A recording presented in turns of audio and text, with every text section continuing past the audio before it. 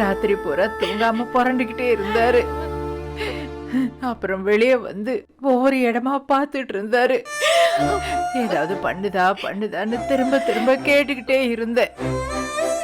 எங்க ஏதாவது இருந்தா என்கிட்ட சொல்லிருக்கலாம்ல, எல்லாரையும் எழுப்பி இருப்பேனே, உங்க உசுரை காப்பாத்தி இருப்பேனேங்க.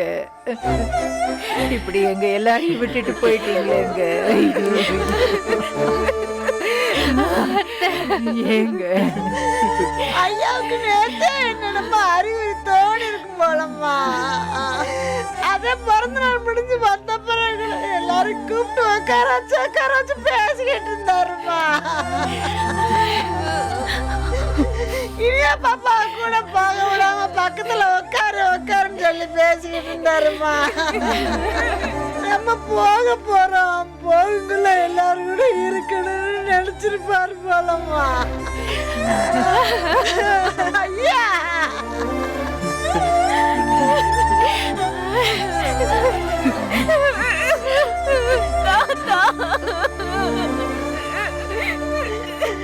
இனியா பாப்பா எந்திரிச்சுக்கிட்டு வாங்க.